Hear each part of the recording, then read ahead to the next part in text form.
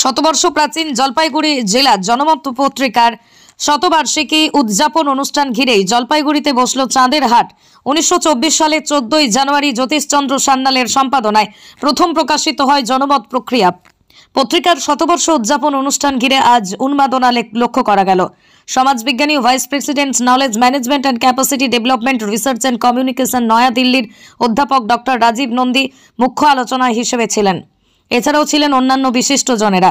অনুষ্ঠান সঞ্চালনা করেন জনমত পত্রিকার অন্যতম সংগঠক জলপাইগুড়ি প্রাক্তন বিধায়ক গোবিন্দ রায়। জনমত শতবর্ষ উদযাপন কমিটির উদ্যোগে আমাদের এই প্রয়াস হলে জনমত শতবর্ষের দ্বিতীয় অনুষ্ঠান অনুষ্ঠিত হচ্ছে।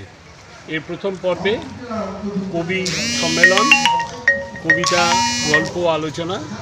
দ্বিতীয় পর্বে বিশিষ্ট অতিথিরা আসছেন নয়াদিল্লির থেকে ডক্টর রাজীব নন্দী, আমাদের জলপাইগুড়ির প্রাক্তন জেলাশাসক ডক্টর সুব্রত গুপ্ত, জলপাইগুড়ির প্রাক্তন বিভাগীয় কমিশনার দেবাদিত্য চক্রবর্তী এবং অত্যন্ত নামকরা জলপাইগুড়ির সদর এসডিও ছিলেন নিত্য সুন্দর ত্রিবেদী।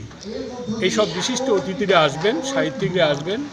আমাদের এই মঞ্চে তাদের আলোচনা অনুষ্ঠিত হবে, সঙ্গীত এবং কবিতা পাঠ ইত্যাদিও হবে।